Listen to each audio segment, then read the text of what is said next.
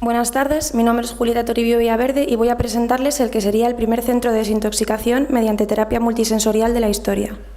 Los usuarios, a cuyas necesidades debe responder la arquitectura, son aquitoxicómanos que convivirán en el centro sin médicos ni terapeutas. El programa resuelve uno de los principales efectos secundarios de una drogodependencia, el estado de anedonia o falta de reactividad a los estímulos habitualmente placenteros. Diferentes actividades trabajan aquí junto con los materiales, la luz y los espacios de la arquitectura.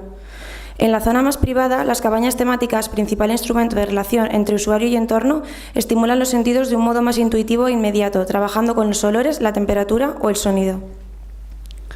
A lo largo de toda la albufera se identifican numerosas islas conectadas entre sí y a la costa, natural o artificialmente.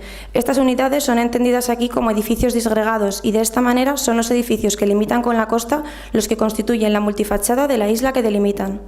En este entorno se entiende la illeta, para la que se propone un programa sensorial, edificado, colgado. Vemos la isla como un territorio virgen, actuando en toda ella, colonizándola.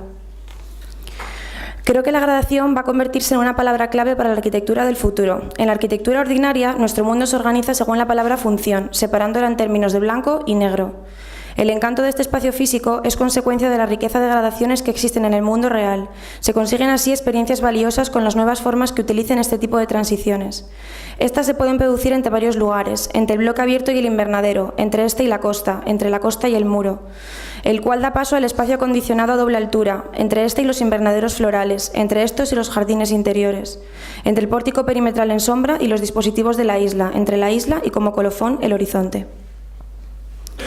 Se crea en la illeta un pavimento ecológico que cose el terreno y se divide en dos familias. La primera son las estacas hincadas que, separadas 9 metros, generan entre sí unas zonas de tensión sobre las que se apoya una segunda familia formada por discos de eucaliptos de 10 centímetros de espesor y los árboles y plantas.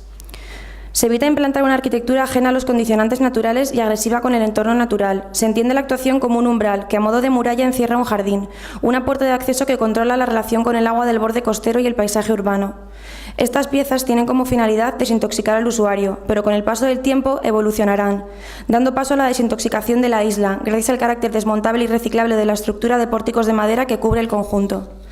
Tras esta operación solo se conservarán los muros y los jardines que colonizarán lo que una vez fue arquitectura, cuando todos los usuarios hayan sido desintoxicados.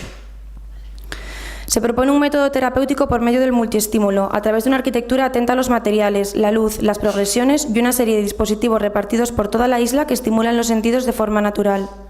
Existen infinidad de recorridos y combinaciones posibles dentro de la isla. Se interviene así en el paisaje amplificando diferentes situaciones. Espejos colgantes, vegetación que encuadra vistas al horizonte, zonas siempre en sombra de árboles perennes, siembra de plantas aromáticas focalizadoras de olor, siembra de frutos y árboles frutales, molinillos de viento reflectantes, fuentes y saltos de agua estimuladores de tacto y oído, escuchadores de nidos que incrementan el sonido de los graznidos. Estos amplificadores situados en la isla y el edificio acabarán generando pequeñas cabañas dormitorio interconectadas con el edificio principal. El borde sureste de la isla es colonizado por unidades todas iguales y a la vez diferentes entre sí, donde los anchos muros de hormigón ciclópeo van adaptándose unos con otros y cobijando diferentes usos. La circulación entre las piezas se piensa como un río que nos va dirigiendo entre las diferentes unidades, climatizadas si se recorren por dentro y no si se recorren por el pórtico en sombra. La distribución de estas se agrupará o separará según su lógica de uso. El edificio es así como una aldea, formada por múltiples piezas separadas que conforman un todo. Elementos en cooperación presentados como independientes, pero imposibles de entender por separado. Cuando los programas climatizados se separan, aparecen lugares de reunión, jardines porticados, zonas de encuentro en sombra, bosques programados e incluso una zona de conciertos al aire libre. Estos lugares delimitan y a la vez unen las piezas. Las unidades tienen una mayor dimensión y un programa más público en la parte inicial y se van estrechando a medida que el flujo de uso disminuye, hasta llegar a la unidad de bienestar que precede a las cabañas sensoriales. En la unidad habitacional, vínculo entre el entorno y el usuario y entre este y el edificio, los materiales y dispositivos utilizados apoyan a los sentidos que se quieren estimular. El entorno cercano, con lo tangible, la vegetación, las acequias y el horizonte, y lo intangible, las aves, el soleamiento o la brisa, funcionan como herramientas de proyecto y de programa. El refugio como amplificador de sensaciones, de todo lo que sucede en el exterior, un instrumento arquitectónico que además cura. Las cabañas temáticas generan así una cinta edificada que busca ser igual pero diferente en todos sus puntos, generando un todo capaz de adaptarse a las diferentes orientaciones y a las distintas necesidades programáticas. La primera cabaña es la cabaña mirando al viento, cuyas compuertas dan entrada a los vientos dominantes modificando su temperatura interior. La floral amplifica los olores mediante la vegetación vertical que pende de las costillas estructurales y cae desde la doble altura. La comestible amplifica el gusto a través de los frutos que en sus huertos se cultivan y del naranjo asociado a una zona de descanso al aire libre. La auricular, vinculada a un árbol con dispositivos de escucha de nidos, amplifica los sonidos de todo lo que sucede a su alrededor. En la táctil, los materiales juegan un papel crucial. Así, los cerramientos verticales de lana virgen y los suelos de tierra y mulch amplifican las sensaciones al tacto.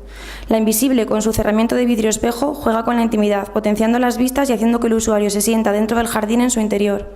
La cabaña sobre la acequia, potenciadora de tacto y temperatura y remate de toda la composición, está vinculada a una lámina de agua situada a eje con la larga piscina que, naciendo en la isla, va a morir al lago. Los materiales se han decidido atendiendo criterios ecológicos y teniendo siempre en cuenta el carácter temporal de esta arquitectura. Todas las uniones y encuentros, a excepción del muro y la cimentación, se realizan mediante junta seca y atornillado, conviviendo constructivamente lo efímero y lo permanente.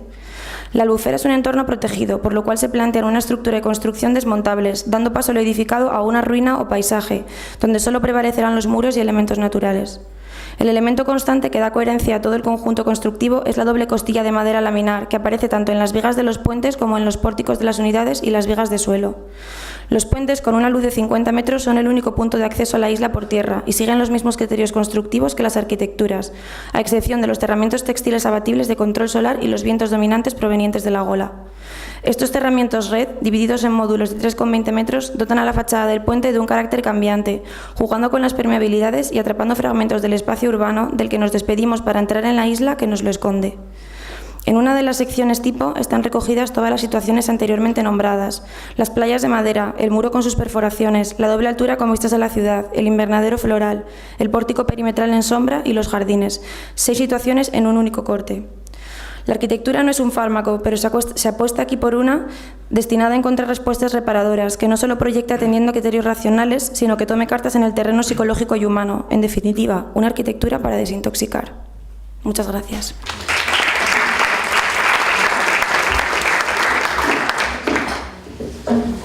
Gracias. Como siempre, enhorabuena por haber llegado hasta aquí. Yo creo que este proyecto tiene como muchas lecturas. Creo que lo más valioso del proyecto es haber optado por una dimensión que posiblemente sea la correcta para ese lugar en cuanto a la condición de esas piezas que puede aparecer, desaparecer, una arquitectura que no es permanente en ese lugar, excepto en pequeñas y contadas ocasiones.